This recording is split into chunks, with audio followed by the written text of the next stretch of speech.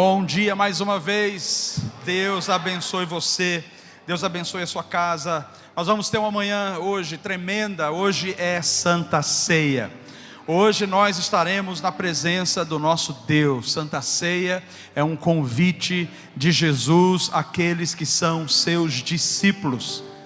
Se você é discípulo de Jesus, participar da mesa significa: eu tenho uma aliança com Jesus. O meu nome está escrito no livro da vida.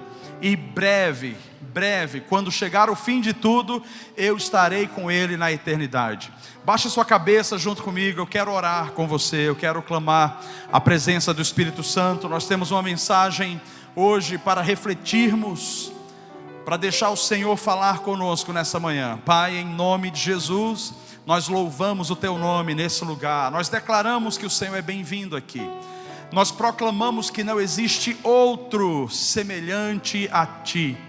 Deus, não a nós, mas ao Teu nome toda a glória.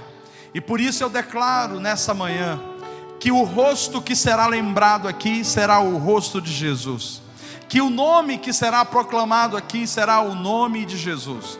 E que não haverá de nenhuma maneira nenhum movimento, nenhuma ação, seja ela de que forma seja, Deus, nada que possa vir para tirar a sua glória. Pelo contrário, nós aqui nesse ambiente sempre daremos glória ao Teu nome, pois nós reconhecemos que Tu és o nosso Deus. Nós reconhecemos que Tu és tudo, o Todo-Poderoso. Tu és exaltado sobre o céu e sobre a terra, sobre tudo e sobre todos. E nessa manhã eu te peço, Espírito Santo, adentra esse lugar e revela Jesus. Revela o coração de Jesus nessa manhã, à medida que nós estamos mergulhando na palavra. Que a Tua presença nos alcance, que a Tua presença nos encontre, em nome de Jesus, amém. Você pode dizer um amém? Glória a Deus. Nós estamos ainda falando sobre fé. Nós falamos no domingo passado acerca de decidir pela fé, de assumir o nosso posicionamento de fé. E hoje eu quero trabalhar com vocês acerca de como crescer nessa fé. E a razão é clara: por que nós devemos crescer na fé? Por inúmeras razões, mas porque os dias em que nós vivemos são dias maus. Você concorda comigo? O dia em que vivemos são dias maus. Nós olhamos ao nosso redor e nós vemos a maldade do mundo. Nós vemos a iniquidade aumentando e nós vemos o amor esfriando. É provável que você que esteja sentado hoje de manhã, inclusive, possa ter passado por algum momento esse ano onde o seu amor se esfriou um pouco. É provável que em algum momento a sua fé tenha sido provada e quem sabe até abalada diante das provações que você passou. É provável que as lutas ou as tentações que você enfrentou nesse ano possam ter feito você pensar em desistir, em olhar para trás, em abandonar a sua caminhada. Algumas pessoas perseveraram e estão chegando no final do ano, talvez algumas sentindo que foram mutiladas pelas dificuldades e pelos ataques dessa vida. Outras pessoas sentem-se talvez cansadas, dizendo: Senhor, eu preciso de vigor, eu preciso que o Senhor me fortaleça, me reestabeleça. De alguma maneira, todos nós estamos aqui com vitórias para poder celebrar, mas nós também temos aqui alguns relatos ou alguns testemunhos de fracassos pessoais, que a gente olha para trás e fala: como eu pude ter caído nisso? Como eu pude ter errado nessa área? Como eu pude não ter mais uma vez perseverado até o fim? E eu não sei onde você se enquadra, eu não sei onde você está. Eu só sei de uma coisa: nós somos da fé. E a Bíblia diz que nós crescemos de fé em fé. O Evangelho é sobre avançar. O Evangelho não é sobre olhar para trás. Olhar para trás é para referência. O Evangelho é sobre olhar para frente, para o autor e consumador da nossa fé. Se você por algum motivo tropeçou, cambaleou, desistiu, se sentiu mutilado, olha, Deus tem para você restauração, e é através de crer na palavra, é através de pegar e acreditar naquilo que Jesus disse, nas promessas do Senhor para nós. E por isso eu quero conversar um pouquinho com você nessa manhã sobre crescer na fé, a importância de crescer na fé, e peço que você comece lendo comigo Marcos capítulo 16, versículo 14, Evangelho de Marcos capítulo 16, versículo 14, que começa dizendo assim: finalmente apareceu aos 11, estando eles assentados juntamente, e lançou-lhes em rosto a sua incredulidade e dureza de coração, por não haverem crido nos que tinham visto já ressuscitado. O segundo texto é Lucas capítulo 17, e nós vamos ler do versículo 1 ao versículo 6. Lucas 17, do versículo 1 ao versículo 6, diz assim: e disse aos discípulos: é impossível que não venham escândalos, mas ai daquele por quem vierem. Melhor lhe fora que lhe pusessem ao pescoço uma pedra de moinho e fosse lançado ao mar, do que fazer tropeçar um destes pequeninos.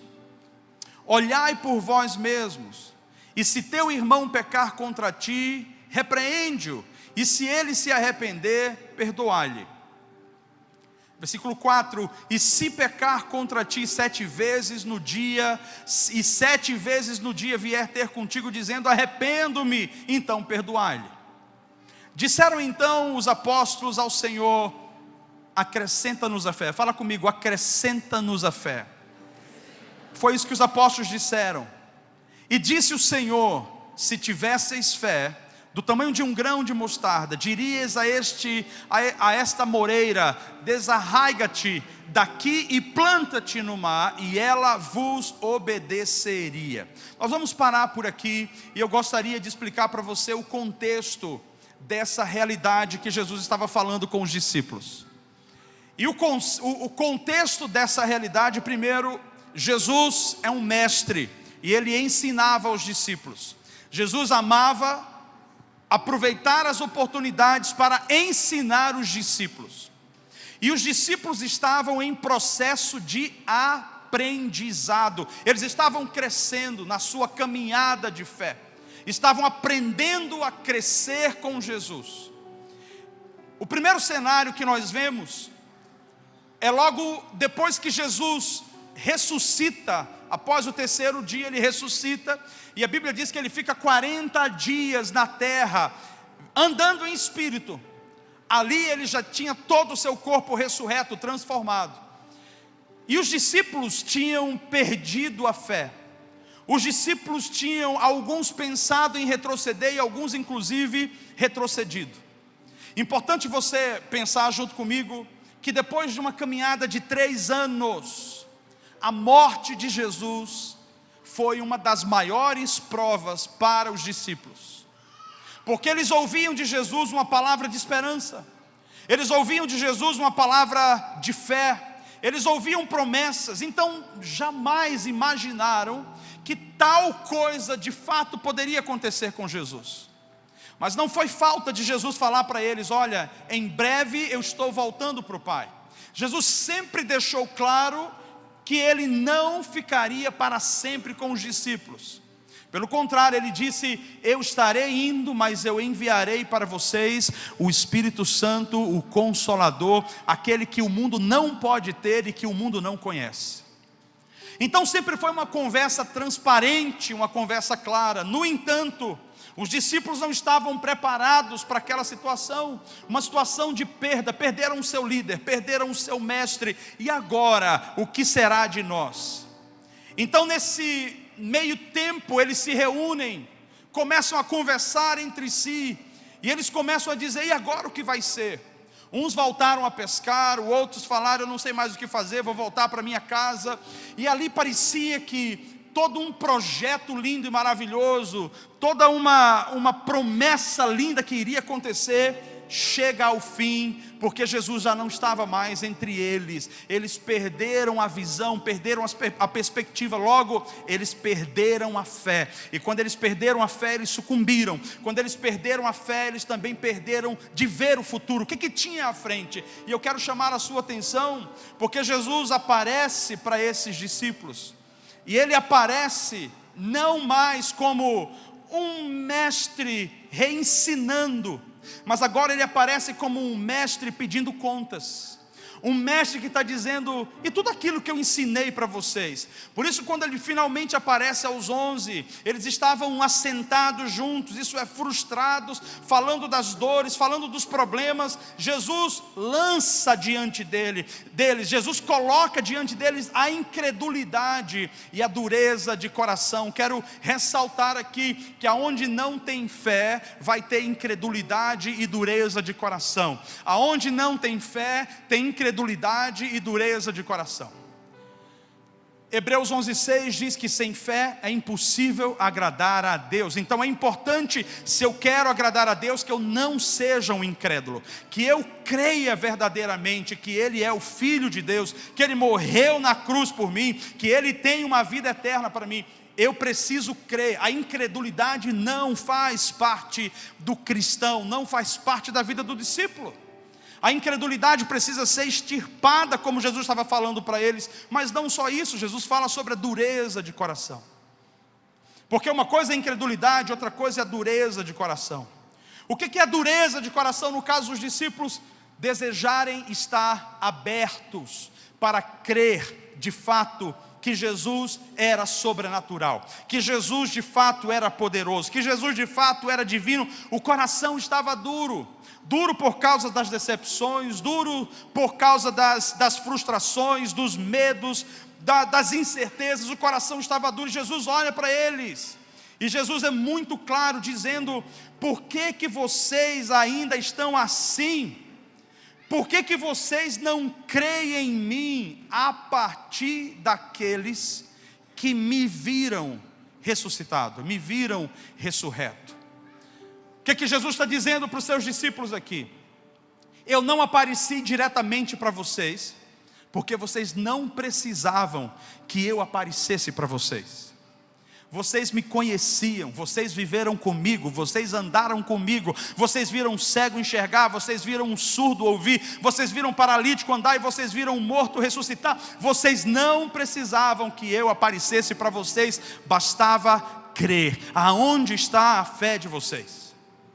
Mas ele disse: eu apareci para outros. Se vocês não estavam acreditando em mim, pelo menos acreditasse por causa daquilo que os outros estavam dizendo. Eu vi Jesus, Ele apareceu para mim, Ele veio até mim, Ele falou comigo.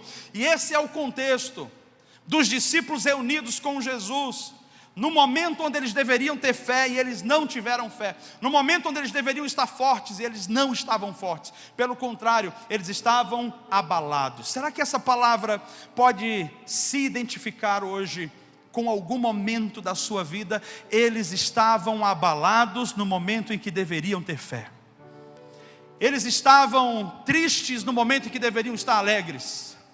Eles estavam cabisbaixos no momento em que deveriam estar olhando para cima. Circunstâncias acontecem para abalar a nossa fé. Situações vêm ao nosso encontro para nos tirar do eixo. Mas escute, Jesus não precisa mais aparecer. Nós temos a palavra, nós precisamos crer. Se Ele disse, Ele vai cumprir. Se Ele revelou, Ele vai realizar. Ele não precisa mais aparecer em carne e osso, porque Ele disse: eu estarei com vocês todos os dias até a consumação dos séculos. Esse é o contexto que Ele estava ensinando aos discípulos mais próximos, chamando a maturidade da fé.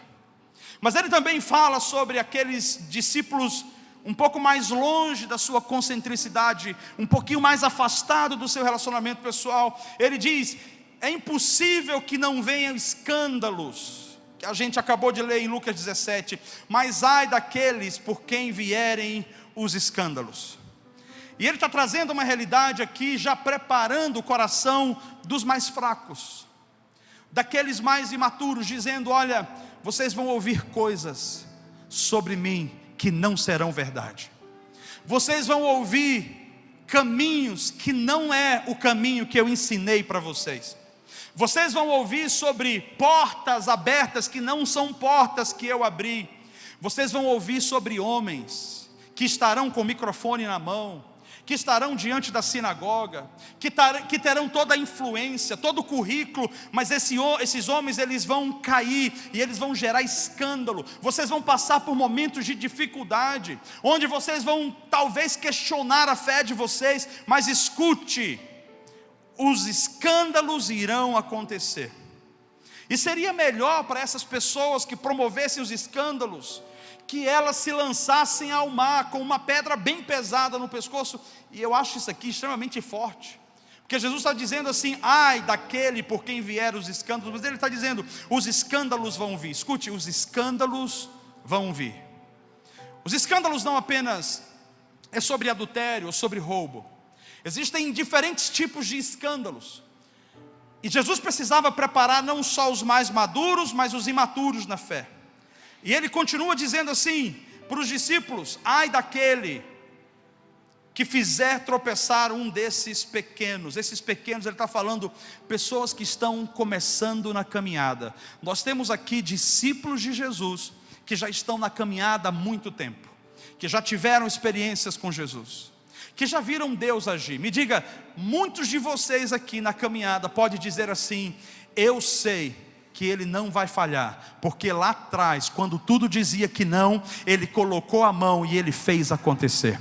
Eu sei que tem muitos de vocês aqui relacionado ao casamento de vocês, que quando chegou por um fio, você disse: tudo parecia que não, mas Ele colocou a mão e Ele fez acontecer. Então nós temos pessoas que têm experiências com Deus de longa data, mas nós temos, como essas meninas que estavam aqui na frente hoje, muitas delas que recém receberam Jesus, que recém abraçaram o Evangelho, e elas estão prestes a passar por situações, a enfrentar situações, que elas também precisarão estar firmes na fé, e haverão escândalos.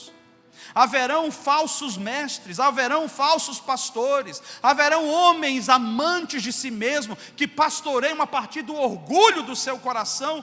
E o Senhor está dizendo para nós: guardem-se, protejam-se. Qual é a nossa maior arma de proteção? É a fé. É com a fé que a gente vence o mundo, é com a fé que a gente fica firme para não tropeçar e não cair, é com a fé que a gente passa no meio do deserto, mas é com a fé também que mesmo no vale da enfermidade, a gente passa com a mão de Deus sobre nós. Aleluia. E ele começa a trazer um contexto mais amplo, falando: olha, se teu irmão pecar, então ele está dizendo, o objetivo é que todos nós cresçamos, os mais velhos, para ajudar os mais novos. Os irmãos mais velhos, os discípulos mais velhos precisam ajudar os mais novos. E os discípulos se olharam entre si, nesse contexto, e disseram: eu acho que está um pouco difícil, corre o risco da gente também tropeçar. Corre o risco da gente, assim como os imaturos, também desistir e abrir mão da fé. Eu digo para você, corre o risco, porque até mesmo os escolhidos correm o risco de tropeçar. Até mesmo aqueles que são chamados, que têm um grande projeto, uma grande promessa, corre o risco de tropeçar. Mas pastor, como que corre o risco? Quando você abre mão da fé, quando você permite com que o seu coração, ele se encha de incredulidade, de dureza. E é isso que Jesus está chamando os discípulos: voltem para a fé. E aí os discípulos fazem uma declaração a Jesus, e eles disseram, os apóstolos disseram ao Senhor: então Pai, acrescenta-nos a fé. E essa palavra acrescenta-nos, essa declaração acrescenta-nos a fé, para mim é muito importante, porque Jesus corrobora ela, dizendo no versículo 6, ele fortalece essa declaração, dizendo no 6: se vocês tivessem uma fé pequena do tamanho de um grão de mostarda. Quantos aqui já viram um grão de mostarda? Tá, quem não viu, final do ano você vem aqui, no dia 31, na nossa virada, que a gente vai estar fazendo uma oração e uma declaração, e eu gosto de usar o grão de mostarda para você ver o tamanho que ele é, e eu quero fazer uma mensagem em cima disso. Mas olha só, o grão de mostarda, ele é muito pequeno, e sabe o que isso quer dizer? Jesus está dizendo: todos vocês já têm uma medida de fé. Querido, já tem uma medida de fé no seu coração, já tem uma medida de fé. Se não tivesse uma medida de fé, você estaria nesse momento correndo para se matar. Diante da dívida que talvez você tenha hoje, você estaria dizendo: eu estou indo me matar porque eu não dou mais conta. Diante do problema no casamento, eu estou indo abrir mão da minha vida. Quando falta fé, falta sonho, falta esperança, e o que resta é morte. Então Jesus estava dizendo para eles: quando vocês me pedem para acrescentar a fé, eu quero declarar para vocês: vocês já têm uma medida de fé. E eu quero declarar: se você está aqui nessa igreja hoje, você tem uma medida de fé. E não precisa hoje ser uma fé enorme, só precisa ser uma medida pequena de fé, porque o que faz uma montanha se mover, conforme o texto está dizendo, o que faz uma árvore sair desse canto e ir para outro canto, não é o tamanho da sua fé, é a sua obediência, a medida da fé que tem no seu coração. Seja obediente àquilo que Jesus já falou nas Escrituras. E eu sei que é fácil falar, mas no momento da dificuldade é difícil aplicar. Eu sei que a gente vem para a igreja, recebe uma mensagem: meu Deus, eu vou sair daqui agora, agora eu sei tudo como vai ser. Mas a gente vai sair daqui, a gente vai enfrentar algumas coisas. E é no meio das provas, é no meio das tribulações, é no meio das tentações, que nós realmente vamos saber onde a nossa fé está firmada. Então, para crescer na fé, eu preciso estar aberto a passar no meio de escândalos, e não olhar para homens, olhar para Jesus. Para que eu cresça na fé, é importante que eu saiba que situações difíceis vão me acontecer, mas eu vou passar olhando para cima, porque o Senhor Jesus é o autor e o consumador da nossa fé. Por isso eu quero ser bem prático para você, trazendo talvez um panorama para te ajudar, para que nesse final de ano você alinhe o seu coração e se prepare para o novo que Deus está gerando para você. E eu quero falar sobre algumas razões pela qual nós devemos crescer na fé. Algumas razões pela qual você precisa pedir a Jesus: acrescenta-nos a fé. Ele não vai te dar fé, Ele vai acrescentar a sua fé. E sabe como Jesus acrescenta a fé? Liberando para você mais oportunidade de viver a vida real aí fora. Ele não quer colocar uma redoma ao seu redor para você ficar livre. Ele quer colocar você na vida real. Vai ter traição aí fora, vai ter problema, pessoas vão puxar o seu tapete, você vai ter decepções, vai ter frustrações, mas essa é a sua oportunidade de crescer na fé. Não tenha um coração duro, não seja um incrédulo, olhe para a palavra e obedeça o que a palavra diz. Vamos ver algumas razões aqui, e eu quero tentar trabalhar com você da seguinte maneira: a razão pela qual a gente deve crescer é o motivo pelo qual a gente está dizendo: cara, não está bom hoje, eu quero que melhore, eu preciso ser mais como Jesus. Então é uma razão. Mas para poder eu crescer, eu preciso ter uma estratégia. Isso é, eu preciso fazer alguma coisa. Não basta saber a razão, eu preciso tomar uma posição. Vou repetir: não basta saber que eu tenho fé, eu tenho que entender como eu posso aplicar a minha fé em momentos específicos. E é por isso que eu quero trazer razões aqui. Primeira razão pela qual a gente deve pedir ao Senhor para acrescentar a fé, pela qual a gente deve crescer na fé, é porque uma fé imatura, ela não é eficaz contra a ansiedade. E a ansiedade, eu não sei se os irmãos sabem disso, mas Jesus falou sobre a alma. O Augusto Cury diz que ele descreve Jesus como o maior psicólogo de todos os tempos, e de fato é. E ele descreve a alma do ser humano, e ele fala sobre esse contexto da ansiedade. E geralmente a ansiedade que Jesus traz, expondo para os discípulos, ela está relacionada ao que eu vou comer, ao que eu vou vestir e como eu vou sobreviver financeiramente. Como que vai ser a minha vida no futuro? E eu quero dizer para você, nessa primeira razão pela qual a gente deve crescer na fé, é que uma fé imatura, ela é ineficaz contra a ansiedade. E o que é ansiedade, pastor? A ansiedade nada mais é do que a preocupação com algo no futuro que eu não tenho poder de mudar, e eu não tenho poder de acrescentar. Lucas, o Evangelho de Lucas capítulo 12, do versículo 25 ao versículo 26, vai dizer: quem de vocês, por mais que se preocupe, pode acrescentar uma hora que seja à sua vida? Visto que vocês não podem sequer fazer uma coisa tão pequena, por que vocês se preocupam tanto com o restante das coisas? Por que vocês se preocupam, e a preocupação com aquilo que eu não posso mudar, com aquilo que eu não posso resolver, tem se tornado um dos piores males do nosso século, a ansiedade. E a ansiedade, ela é antifé. Todas as vezes que eu caminho em ansiedade, eu não estou caminhando em descanso. Quando eu me movo em ansiedade, eu estou deixando de lado os ensinamentos de Jesus, quando Ele diz assim: creia, porque se eu falei para você que vou prover a sua necessidade, eu vou prover a sua necessidade. Então hoje nós precisamos crescer na fé, para que a gente não venha sucumbir na ansiedade. Um mundo tão, não apenas polarizado, mas um mundo tão capitalista. A gente parece que o dinheiro você ganha e não vale mais para nada. Você coloca dinheiro no bolso e parece que você não consegue mais comprar o que gostaria de comprar. Pessoas estão ficando doentes fisicamente por causa da ansiedade. Isso começa na mente. Como é que vai ser o dia de amanhã? Como que eu vou pagar as contas de amanhã? Como que eu vou resolver esse problema? Como que eu vou pagar o IPVA do carro? Como que eu vou pagar a escola dos meninos? Como que eu vou pagar o plano de saúde? Como que eu vou comprar aquela roupa? Como que eu vou isso? Como que eu vou aquilo? E daqui a pouco, a nossa cabeça está totalmente conturbada e perturbada. Como que eu vou ajudar o meu filho a crescer na vida? Como que os meus filhos vão se converter? Senhor, e agora? Qual o futuro que eles vão tomar?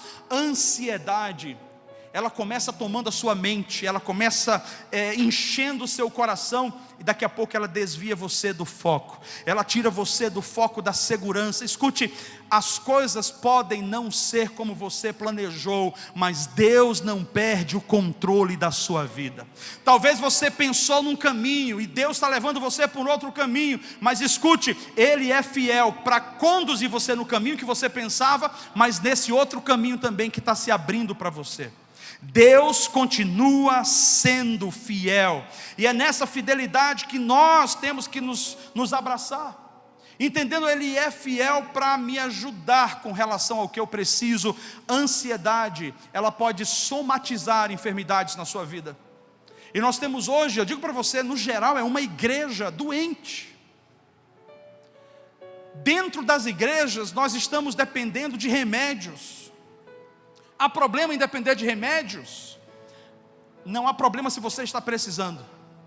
O problema é você viver a vida dependendo daquilo, porque Jesus pode curar, Jesus pode trazer alento. Mas como que Ele vai fazer isso? Bem, a gente já vai falar sobre a estratégia, mas agora é a causa, é a razão, a ansiedade. Por que você está ansioso se você não pode mudar sequer 1 metro da sua vida? Se você não pode resolver o dia de amanhã, quem garante que vai estar vivo aqui amanhã?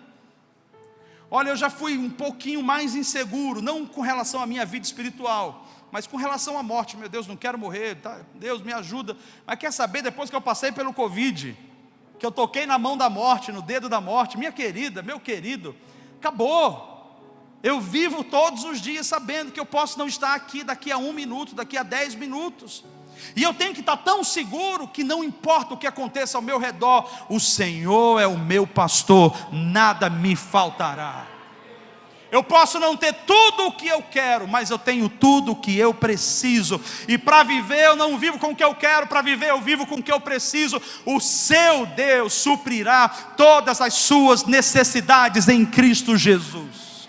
Alegrai-vos no Senhor. Outra vez eu digo alegrai-vos. A gente precisa sair da ansiedade olhando para o autor e consumador da nossa fé, colocando Jesus no lugar de soberania. Ele pode. O seu marido não pode, mas ele pode. A sua esposa não pode, mas ele pode. O seu filho não pode, mas ele pode. O seu pastor não pode, mas ele pode. E ele está com você. Se Deus é por nós, quem será contra nós? De fato, precisamos de uma fé madura, porque uma fé imatura, ela é ineficaz contra a ansiedade. Pastor, qual a estratégia então que a gente precisa ter? Já que a fé imatura, ela é ineficaz contra a ansiedade, o que é que eu preciso ter? Eu preciso crescer na busca e na prática do reino de Deus. Eu vou explicar. Mateus 6,33 diz: buscai em primeiro lugar o reino de Deus e a sua justiça, e as demais coisas vos serão o quê? Mas o que são as demais coisas? O que são as demais coisas? A gente fala tudo, beleza, tudo, mas o que são as demais coisas? Buscar em primeiro lugar o reino de Deus, esse deve ser o nosso maior anseio. Se a gente quer de fato crescer na fé, o nosso maior anseio deve ser o reino de Deus. E eu vou te falar por que o reino de Deus. O reino de Deus são as prioridades de Deus. Enquanto você cuida das prioridades de Deus, Deus cuida das suas prioridades. Enquanto você confia, entregando a sua vida para ser um cristão, um discípulo, que não apenas vem ao culto, mas serve a Deus, eu digo para você, coisas vão acontecendo na sua vida e ao redor de você. Milagres começam a acontecer na sua vida e ao redor da sua vida. É importante que nós entendamos que buscar o reino em primeiro lugar nos fortalece contra esse sentimento de ansiedade, que faz a gente buscar as coisas desse mundo em primeiro lugar, e quando a gente vê, nós estamos cansados, doentes, sobrecarregados, frustrados. Jesus está dizendo, se você quer crescer na fé, busque em primeiro lugar o reino de Deus e a sua justiça, e todas as demais coisas vos serão acrescentadas. A segunda razão que eu quero trazer para você é que uma fé imatura, ela subestima o poder de Jesus.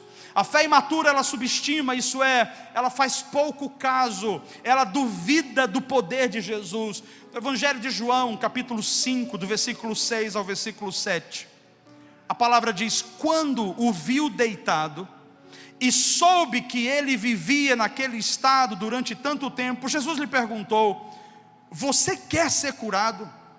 E o paralítico olhou para ele e disse: Senhor, não tenho ninguém que me ajude a entrar no tanque. Quando a água é agitada, enquanto estou tentando entrar, outro chega antes de mim e entra.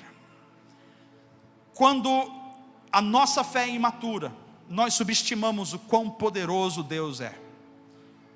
Quando a nossa fé é imatura, nós agimos como esse homem paralítico que estava diante da solução do seu maior milagre, e Jesus pergunta para ele: você quer ser curado? E ele olha para Jesus e ele fala: Senhor, eu até quero ser curado, mas eu não tenho ninguém que me ajude. Jesus não estava perguntando para ele se ele tinha ajuda, Jesus estava perguntando para ele: você quer ser curado? E essa pergunta hoje, ela vem para você. Ela vem para você para que você avalie se a sua fé é uma fé imatura ou se a sua fé é uma fé fortalecida em Jesus. Você quer ser curado? Qual a enfermidade que você carrega?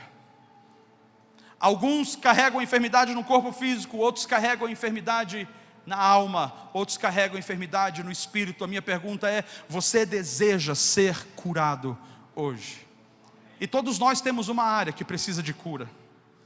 Todos nós temos uma área que, quando a gente coloca a cabeça no travesseiro, as coisas começam a se demonstrar como realidade para nós, e a gente começa a temer, a gente começa a ficar: meu Deus, será que o Senhor pode fazer? Será que o Senhor pode mudar? Será que o Senhor pode conseguir? Será que o Senhor alcança isso para mim? A pergunta é: você quer ser curado? Esse homem não sabia ser curado, porque os olhos dele não estavam em Jesus. Os olhos dele estavam na circunstância deles, na sua própria capacidade. Eu vou declarar para você uma coisa: Jesus é mais poderoso do que o seu patrão. Jesus é mais poderoso do que a economia da sua nação. Jesus é mais poderoso do que o seu amigo ou parente mais rico que você possa conhecer. Ele é poderoso não apenas para suprir, Ele é poderoso para curar você. Tem coisas que o dinheiro pode até tentar, mas não consegue. Jesus está dizendo: eu posso entrar onde o dinheiro não pode, eu posso entrar onde os relacionamentos não entram, eu posso entrar onde os recursos não entram. Ele está dizendo: eu sou poderoso. Então, uma das razões que nós temos que ter para a gente crescer na fé é que nós não podemos ter uma fé imatura, porque a fé imatura, ela subestima o poder de Jesus. Já cheguei em momentos que eu falei: meu Deus, será que vai acontecer? Será que é possível acontecer? Será que o Senhor vai me ajudar nisso aqui? E Deus é sempre pontual. Parece que Ele atrasa algumas vezes, mas Ele é sempre pontual. Lembro de uma vez, eu e minha esposa, a gente estava saindo de Maceió, estávamos indo para Vitória do Espírito Santo. O pastor Randy Clark havia feito um convite para nós, para trabalharmos junto com ele. Ele disse assim: Paulo, eu tenho um curso para você fazer, e esse curso, metade eu pago, metade é de vocês. Tá, quanto que é a nossa metade? $15.000. Digo: Jesus, $15.000 naquela época era muito dinheiro. Você vai pagar $15.000, vou pagar 15. Eu falei: será que esse curso não poderia ser 15, né? E se eu pagar todo 15, mas ele falou: não, eu não consigo, Paulo, só consigo pagar 15. Você paga os outros 15? Eu falei: pago. Desde que eu vá orar, falar com meu pai, a gente vai ver. Eu lembro que naquela manhã eu e a Anne, nós fomos orar.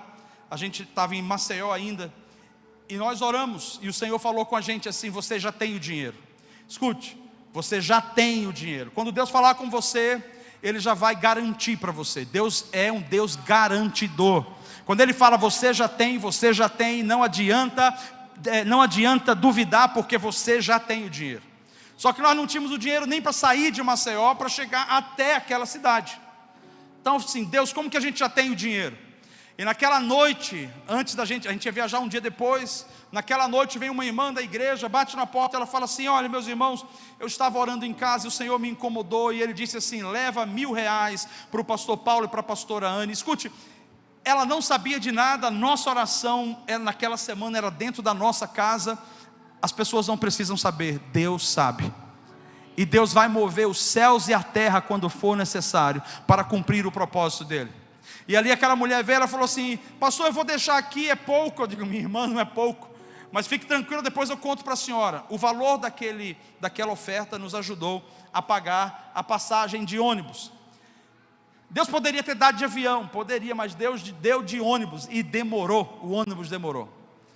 Demorou tanto para eu dizer assim: nunca mais no universo eu quero fazer uma viagem de ônibus de Maceió para a Vitória do Espírito Santo. Só acidente, pista perigosa, horrível. Mas nós estávamos indo em cima de uma palavra.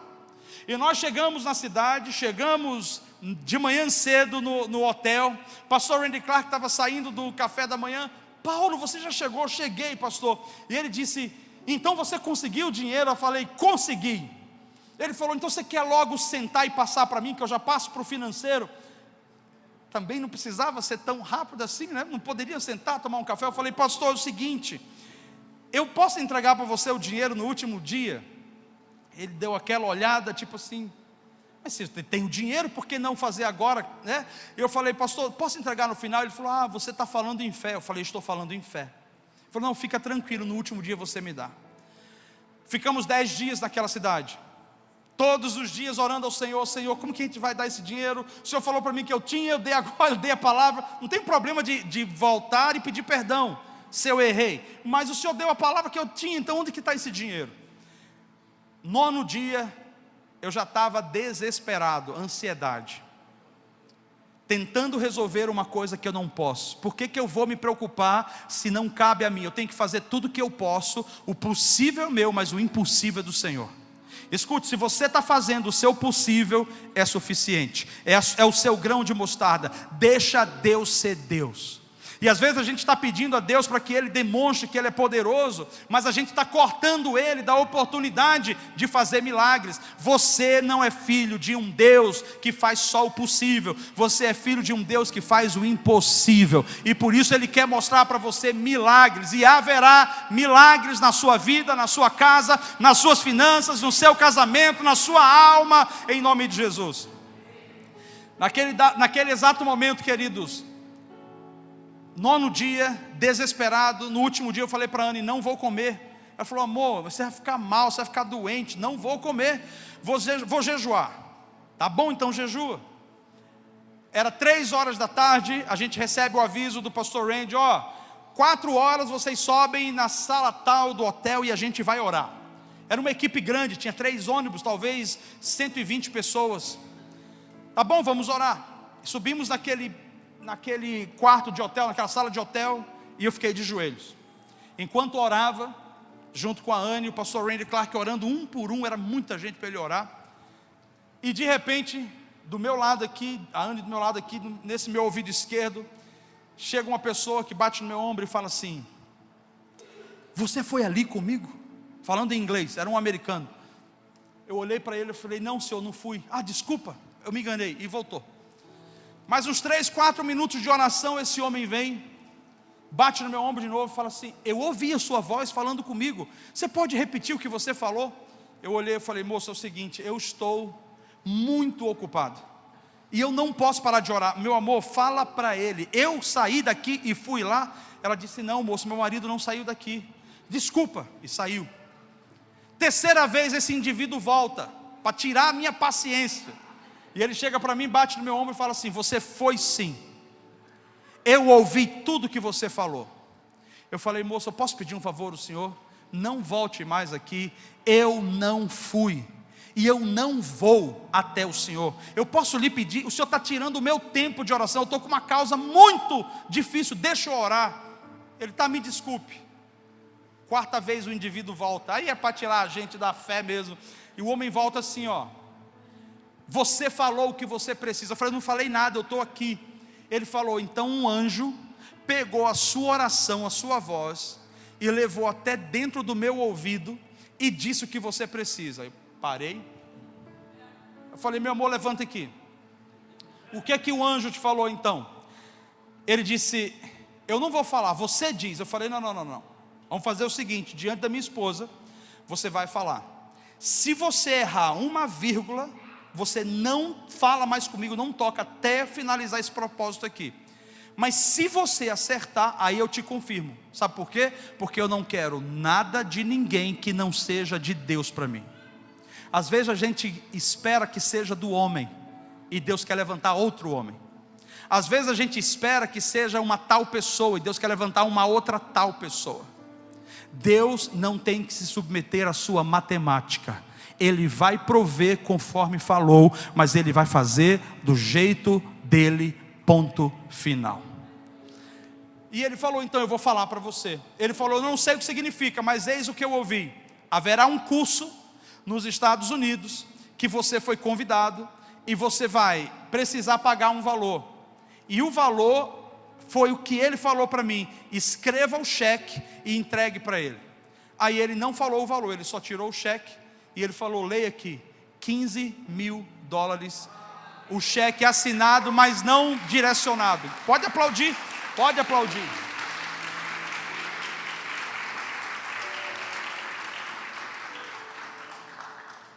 Meu irmão, eu não sabia o que fazer. Eu estava rejeitando a provisão, porque eu estava esperando que ela viesse de um jeito, enquanto Deus estava dizendo, não, mas eu já providenciei. Se eu estivesse descansado, eu teria olhado para aquele homem, senhor, tudo bem, pode falar o que o senhor quer. Mas eu estava tão atormentado pela ideia de conseguir e de alcançar, que eu perdi o descanso. A palavra está dizendo que quando a sua fé é imatura, você subestima o poder de Jesus, e aí você passa a olhar para Ele, não como autor e consumador da sua fé. Você passa a olhar para Ele como você olha para você, como você olha para o seu pastor, como você olha para o seu pai, todos limitados.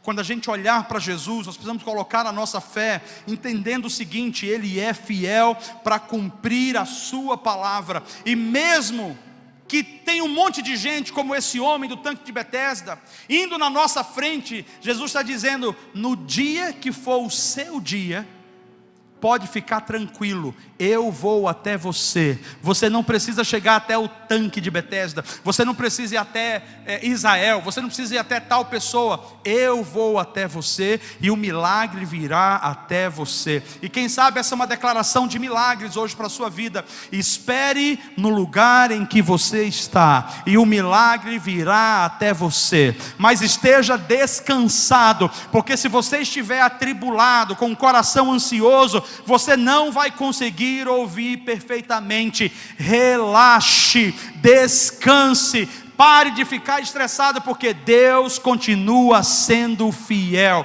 e Ele vai prover a sua necessidade, Ele vai cumprir a sua promessa. Era 4h40 da tarde, 4h45, o pastor Randy vai passando, eu paro ele e falo: pastor Randy, deu o horário. Ele: sobre o que, Paulo? A oferta. Não, Paulo, tudo bem, fica tranquilo. Tranquilo não, está aqui. Ele: o que aconteceu? Eu falei: eu não sei. Aí eu olhei para o homem: moço, como é o seu nome? Tal. Esse aqui é o pastor Randy. Veja, aquele homem veio numa equipe com o Randy, mas não tinha contato e acesso com ele, porque a equipe era muito grande. Apresentei os dois ali, esse homem passou o cheque. O que é que eu quero dizer para você? No segundo tempo, no último minuto, Deus ainda pode fazer o milagre. Quantos aqui estão precisando de um milagre nesse último minuto do segundo tempo? Deus pode fazer o milagre. Então, quando Ele perguntar para você se você precisa de cura, não se preocupe com dinheiro. Quando Ele perguntar para você se você está precisando de cura, não se preocupe com aquela viagem, preocupe-se com a pergunta dEle, porque não adianta nada encher você de dinheiro com o coração doente. Não adianta nada prover um monte de coisa com a sua alma toda doente. Deus quer curar você, para que Ele possa trocar as suas lentes, e você possa olhar para Ele como esse Deus poderoso. Deixa eu concluir com a estratégia sobre esse ponto. E para poder a gente não subestimar o poder de Jesus, nós precisamos crescer na fé, à medida que a gente conhece a Jesus. Porque a causa da gente duvidar dele, duvidar do seu poder, é porque a gente não o conhece verdadeiramente. E no Evangelho de João, capítulo 14, versículo 6, Jesus diz: eu sou o caminho, a verdade e a vida. E Ele diz: ninguém vem ao Pai, senão por mim. Conhecer a Jesus não é vir num culto, participar de um momento de louvor. Conhecer a Jesus não é saber o que Ele fez na vida de alguém. Conhecer a Jesus é ter uma experiência única, pessoal com Ele. Talvez eu precise falar alguns pontos que são muito pontuais para nós hoje. O primeiro ponto é sobre conhecer a Jesus tendo nascido de novo. O que é nascer de novo? O que eu estou falando sobre isso? Nicodemos estava junto, era um religioso, estava junto com Jesus. Ele queria conhecer mais Jesus. Jesus falou: cara, para você me conhecer de verdade, você tem que nascer de novo. Mas o que é isso? Eu vou voltar para a barriga da minha mãe e nascer? Ele falou: não, isso é um nascimento natural. Eu estou falando sobre um nascimento sobrenatural, um nascimento do Espírito. Sabe o que Jesus estava dizendo para Nicodemos? O nascimento que eu estou dizendo não depende de você, depende de mim. É o nascimento de mudar a sua natureza, é o nascimento de mudar a sua identidade, é o nascimento de mudar você de dentro para fora, é o nascimento de apagar toda aquela genética maligna, pecaminosa que veio da natureza do pecado e colocar em você a natureza da santidade, a natureza de Jesus. O novo nascimento é uma das maneiras que a gente pode ter uma experiência com Jesus. Eu quero afirmar para você, eu não posso dizer quem é salvo ou quem não é salvo, mas a Bíblia diz que pelos frutos nós conhecemos a árvore. E eu não estou aqui para trazer condenação para você, mas eu estou aqui para poder ajudar você a pensar junto comigo. O verdadeiro salvo, que foi salvo em Jesus, que teve uma experiência de novo nascimento, ele tem algumas evidências na sua vida, e uma das evidências é a fé inabalável. Outra evidência é que quando ele peca, ele não fica na prática do pecado, ele se arrepende e ele volta para Jesus, ele pede perdão, ele conserta os seus problemas. E uma outra evidência, ele tem comunhão com Deus e ele tem comunhão com a igreja local.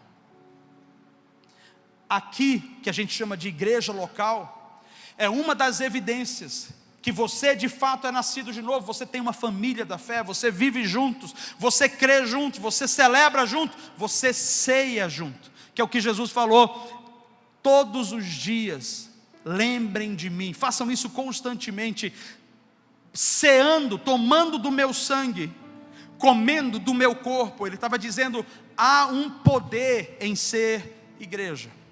Então nós queremos ter intimidade com Deus para poder vencer a nossa incredulidade. E a gente coloca que a nossa intimidade se baseia em vir para a igreja. Não se baseia em vir para a igreja. A sua intimidade com Jesus baseia em você crer na palavra e obedecer. Uma outra evidência que você é nascido de novo é que você valoriza essa palavra. Nós precisamos ter vida devocional.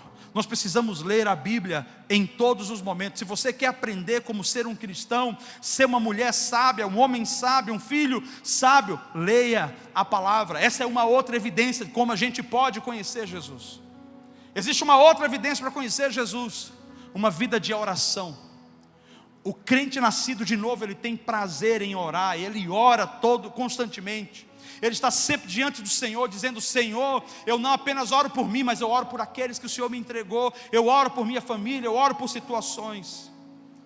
A última evidência, existem mais, mas a que eu quero trazer para você de um crente nascido de novo, é que ele tem uma vida de adoração sólida. Ele adora. Ele não canta músicas, ele adora. Ele entende o significado. E ele celebra Jesus, ele agradece a Jesus, ele entrega a sua vida a Jesus. Eu quero dizer para você, a estratégia para você vencer a incredulidade, que Jesus não é poderoso, que Ele não pode, se você quiser vencer isso, a estratégia hoje é: conheça Jesus como o caminho, o único caminho, a única verdade e a única vida. Que nesse final de ano que estamos chegando, que a gente possa reavaliar a nossa vida, não no que a gente quer alcançar ou construir ainda mais, mas que a gente possa dizer que o Senhor seja o meu único caminho, a minha única verdade e a minha única vida. Que em 2024 o Senhor não se afaste do meu coração, que eu não se afaste de Ti, que eu possa ter o Senhor como meu único caminho, a única verdade e a única vida. A fé inabalável é a fé que nasce em Jesus, por uma experiência única e pessoal. E para a gente crescer nessa fé, a gente tem que aprender todos os dias a permanecer firme. Não abra mão, não desista. E se você estiver se sentindo fraco, faça como os discípulos falaram: acrescente-nos a fé, e Ele vai encontrar você e vai visitar você. Eu quero orar, você não tem que se levantar agora, mas essa oração eu quero que aí mesmo sentado, você feche os seus olhos, e eu quero clamar a Deus pela sua vida. Pode fechar os seus olhos. Espírito Santo, eu quero te pedir nessa manhã, que o Senhor alcance os nossos corações. Eu quero pedir hoje que toda estrutura de incredulidade seja colocada por terra. Eu quero pedir em nome de Jesus, que cada pessoa aqui que já teve uma experiência contigo venha ser reavivado, Senhor. Reavivado no amor, reavivado no fogo do Espírito Santo, reavivado na revelação da palavra, reavivado pela experiência com a tua vida abundante. Eu quero quebrar nessa manhã aqui toda mentira, Senhor, de que o Senhor esqueceu essa pessoa. Eu quero quebrar aqui toda mentira de que o Senhor abandonou alguém, pois a tua palavra diz que o Senhor não abandona e não esquece daqueles que são teus. Ainda que o seu pai ou a sua mãe te abandone, todavia eu nunca, jamais te abandonarei.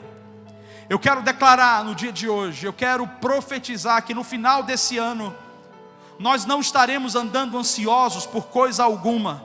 Nós vamos alinhar o nosso coração, nós vamos colocar a nossa vida em ordem, nós vamos nos colocar no caminho, nós vamos andar na verdade, e nós vamos viver a vida. Nós não queremos nada além ou aquém disso, queremos estar no caminho que é Cristo, queremos estar na verdade que é Cristo. Deus e nós queremos viver a vida que é Cristo. Por isso eu profetizo hoje: aviva o coração do teu povo, revigora a fé do teu povo. E aqueles que talvez chegaram abalados aqui, Senhor, buscando uma resposta, buscando uma solução para algo na sua vida, obrigado porque eles vieram ao lugar certo, porque o Senhor está aqui hoje. Eu não posso fazer nada e ninguém vai poder fazer, mas o Senhor vai poder fazer. E o Senhor hoje mesmo pode fazer, porque a tua palavra diz que quando o Senhor está no ambiente, falando ao nosso coração, que a gente não endureça o nosso coração, mas que a gente abra o nosso coração. Escute, Jesus está aqui hoje de manhã, meu irmão, minha irmã. Jesus está aqui. Jesus está aqui. E Ele está aqui para arrumar a sua vida. Ele está aqui para ser Senhor e Salvador da sua vida. E eu acredito que tenha pessoas hoje aqui que precisam fazer uma decisão por Jesus. Algumas já fizeram, mas estão frias na fé e precisam fortalecer. Elas precisam refazer novamente a sua declaração, não aceitando Jesus, mas pedindo perdão e se reconciliando com Ele. Mas talvez tenha alguém aqui que ainda não recebeu a Jesus como seu Senhor e Salvador. E eu não posso falar que esse Jesus é o caminho, a verdade e a vida, e deixar você sair daqui do jeito que você entrou. Escute, se você não estiver em Cristo, você vai pegar qualquer caminho na vida e você vai se perder. Hoje Jesus convida você para estar com Ele. Por isso eu quero fazer uma breve pergunta para você que deseja se realiançar com Jesus. Caso você se sinta desviado, caso você se sinta fraco na fé ou esmorecido, essa é a sua oportunidade. Eu vou pedir para você levantar uma das suas mãos aonde você estiver, e eu quero orar por você. Levante uma das suas mãos se você sente. Deus te abençoe. Será que temos mais alguém aqui? Deus te abençoe. Será que temos mais alguém que se sente esmorecido? Deus te abençoe. Deus te abençoe. Será que temos mais alguém? Deus te abençoe. Deus te abençoe. Deus te abençoe. Deus te abençoe. Hoje é dia de cura na sua vida. Não precisa se levantar, eu vou orar daqui mesmo. Senhor, essas pessoas que levantaram a mão estão dizendo: Jesus, eu não quero continuar o ano do jeito que eu estou agora. Eu preciso da tua intervenção. Então, Pai, em nome de Jesus, faz a obra que só o Senhor pode fazer. Espírito Santo, visita agora, conserta esse coração, cura essa alma, cura essa mente, gera vida. Eu oro agora por um encontro sobrenatural e divino do Senhor com essa pessoa, em nome de Jesus. Caso você esteja aqui, você nunca tenha recebido Jesus no seu coração, você nunca orou dizendo: seja o Senhor e o Salvador da minha vida, essa é a sua oportunidade de dizer: pastor, eu não quero apenas olhar de longe, eu quero ter uma experiência com Jesus, eu quero servir a Jesus, eu quero amar a Jesus, eu quero conhecer a Jesus, eu entendo que Ele é o caminho, a verdade e a vida, então eu quero recebê-lo como meu Rei, como meu governo, como meu Senhor, como meu Salvador. Se você nunca recebeu Jesus como Senhor e Salvador, essa é a sua manhã. Você pode levantar uma das suas mãos e eu quero orar por você, como eu orei por essas pessoas. Se você não tem Jesus ainda como Senhor e Salvador, tem alguém aqui? Só levantar a sua mão e eu quero orar por você. Deus te abençoe. Deus te abençoe. Eu quero orar por sua vida. Deus te abençoe, querida. Deus te abençoe. Tem mais alguém aqui? Deus te abençoe, querida, Deus te abençoe. Tem mais alguém aqui que quer receber Jesus como Senhor e Salvador? Essas pessoas que levantaram a mão provavelmente está perto de alguém da nossa igreja. Levanta de novo essas 3 pessoas que levantaram, levanta a mão e alguém vai. Isso, por favor, você fica, ora junto com ele, por favor. Querida, me ajuda a orar junto com ela. E ali, vamos fortalecer a fé da irmã, já está ali atrás. Nós vamos orar agora, todos de cabeça baixa ainda, apenas vocês, aliás, todo mundo pode repetir depois de mim. Vamos fazer essa oração juntos. Senhor Jesus, eu te agradeço pelo milagre da salvação. Por isso eu confesso que sou pecador. Eu preciso do teu perdão. Nesse momento eu te convido, seja o Senhor e Salvador da minha vida. Me ajuda a nascer de novo em Cristo Jesus. Me recebe como filho, para que um dia na eternidade eu esteja contigo, em nome de Jesus. Amém. há uma obra que Deus vai fazer. Pode dar um abraço nessa pessoa.